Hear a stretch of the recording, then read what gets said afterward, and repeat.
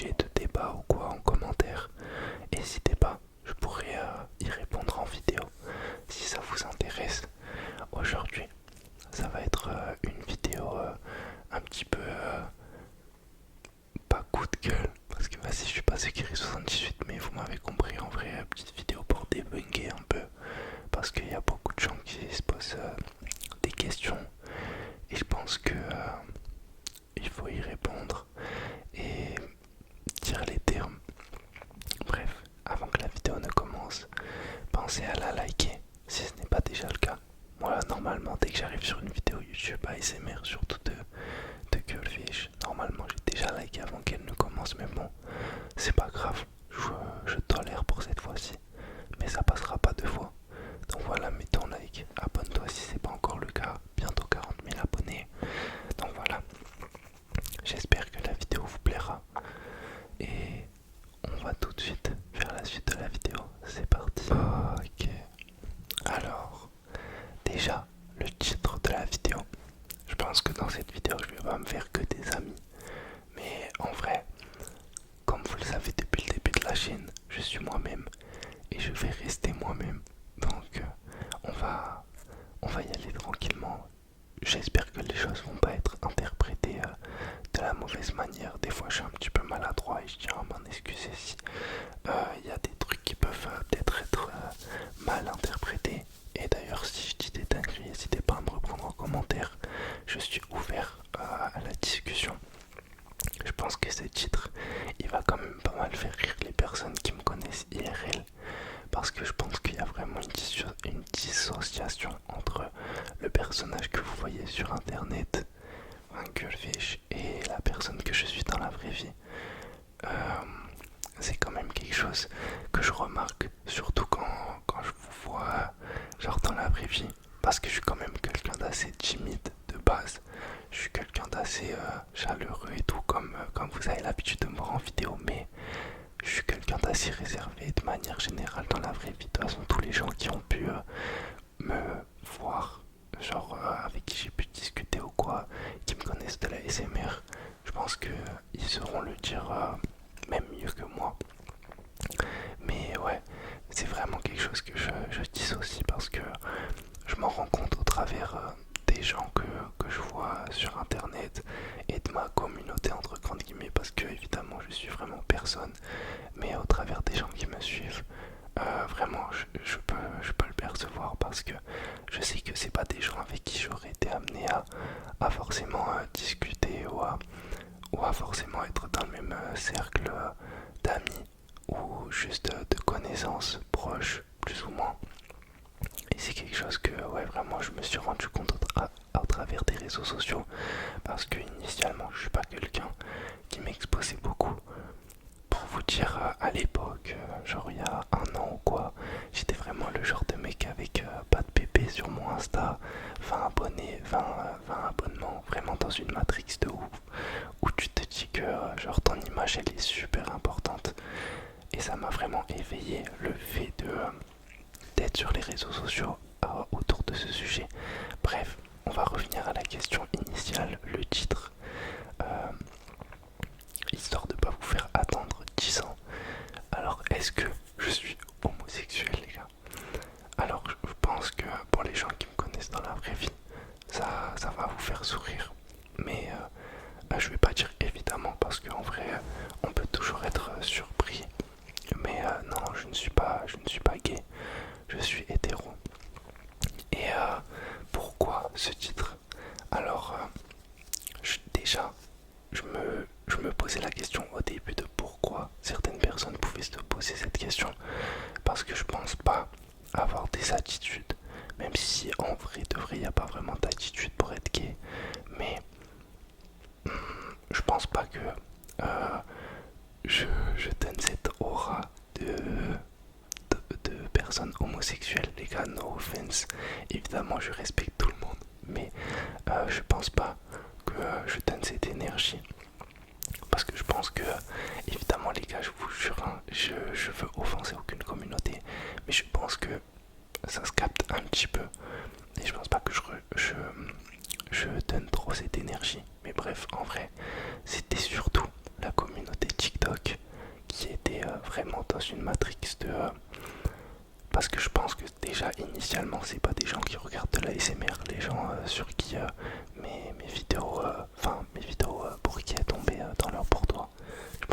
la base, c'est pas nécessairement des gens qui regardent de la ASMR, mais c'est tombé dans leur For You page. Et il y avait vraiment une sorte de communauté qui était vraiment en mode tu fais de la ASMR donc t'es gay, et en mode très péjoratif, vous voyez ce que je veux dire. Même si je m'en fous très clairement de ce que les gens peuvent penser et, de ce que les gens peuvent dire sur moi, que ça rejette une image de, de gay, même s'il n'y a rien de péjoratif à ça, mais bref, vous avez compris. De base, je voulais même pas m'exprimer là-dessus parce que je pense qu'il n'y a pas besoin d'en parler, on s'en fout de ouf, mais c'est plus au global que je veux prendre la chose. Vraiment, je trouve que on a cette facilité à descendre les personnes qui ont une différence avec nous-mêmes, et je pense que vraiment pendant une longue période de ma vie j'étais une personne comme ça, et je suis content vraiment d'avoir changé et de me rendre compte que j'ai pu évoluer, parce que pour moi vraiment rester avec cette mentalité de t'es différent donc t'es pas normal, c'est genre là avec le recul que j'ai, l'âge que j'ai, la vision de la vie que j'ai, je trouve ça what the fuck. Déjà me dire que faire de la l'ASMR c'est quelque chose d'entre guillemets gay, les gars, je vous jure, vous seriez, enfin les gars, quand je dis les gars, j'englobe tout le monde, hein, vraiment, tous les gens qui regardent cette vidéo, vous seriez vraiment surpris de la communauté qui regarde les vidéos. Il y a beaucoup plus de personnes masculines, entre grandes guillemets, qui regardent vraiment les vidéos ASMR et qui kiffent ça de ouf. Et pourtant, dans la vraie vie, quand vous sortez dehors, vous vous diriez pas qui regardent des vidéos ASMR, qui consomment des vidéos ASMR de manière plutôt régulière.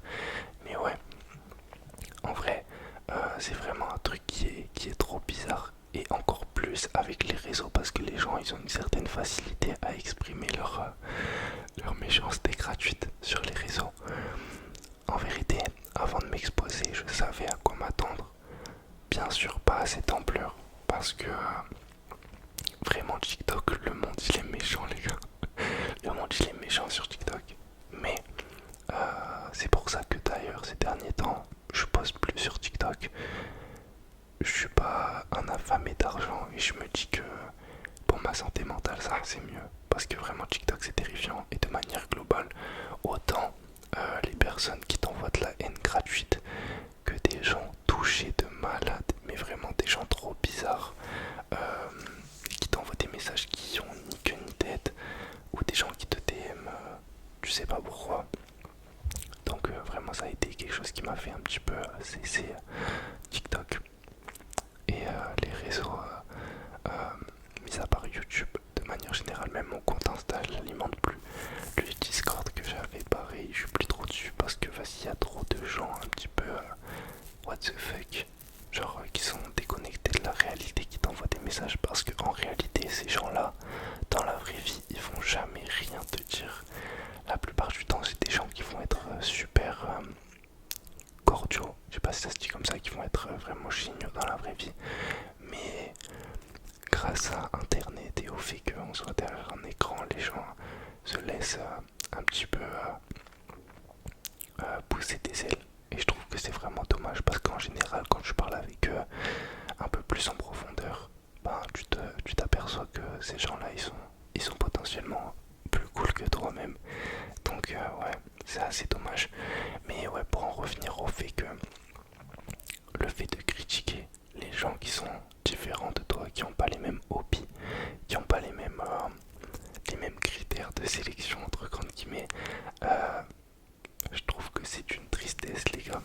Et peut-être qu'il y a des gens qui vont se reconnaître là-dedans. Et sachez que il est encore temps de changer, parce qu'en vrai, on n'est jamais parfait, on a toujours des choses à améliorer. J'espère vraiment que cette vidéo pourra aider certaines personnes à se rendre compte de, de l'évolution qui est possible. C'est peut-être quelque chose de bête à dire, mais en vrai, peut-être qu'une vidéo comme ça suffira à ouvrir des consciences, à éveiller des consciences.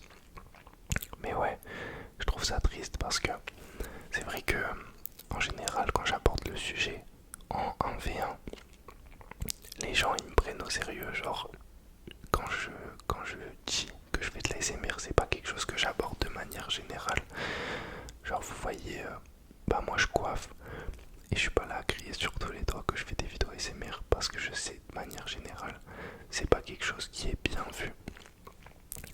chose qui est vu de manière cringe et qui peut un peu te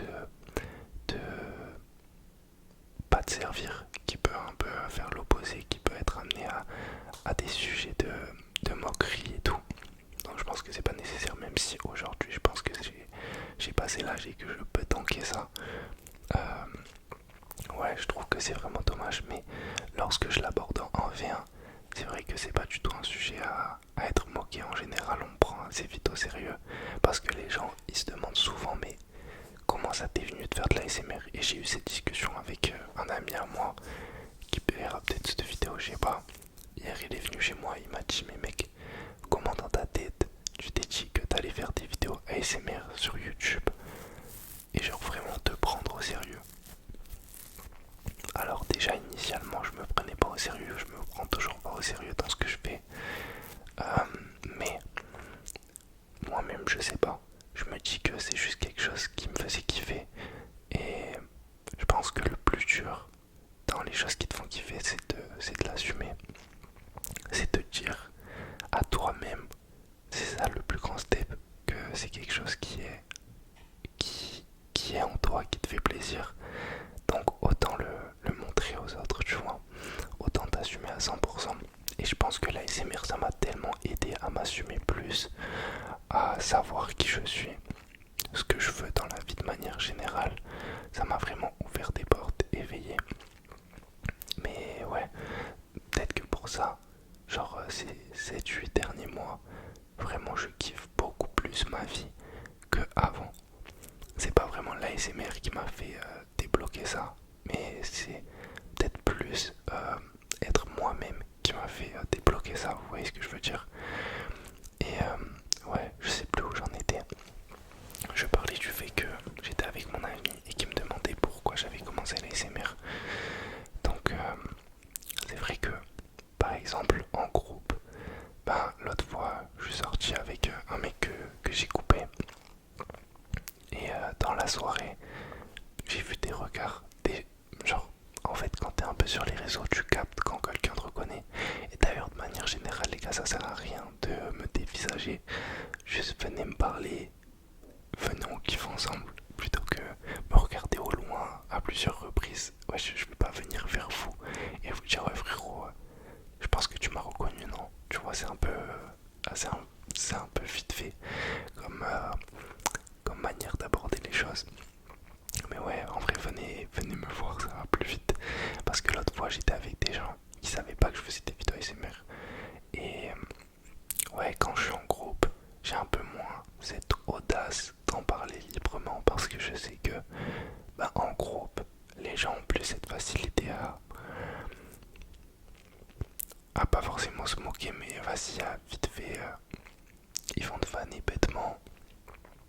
Et ouais, après c'est vrai qu'avec les personnes qui ont plus cette mentalité, je sais pas comment on dit en français les gars, mais en mode hustler, genre les gens qui voient ça vraiment comme un métier, qui voient ça comme de l'entrepreneuriat, j'ai jamais eu de moquerie, les gens sont vraiment bienveillants de manière générale.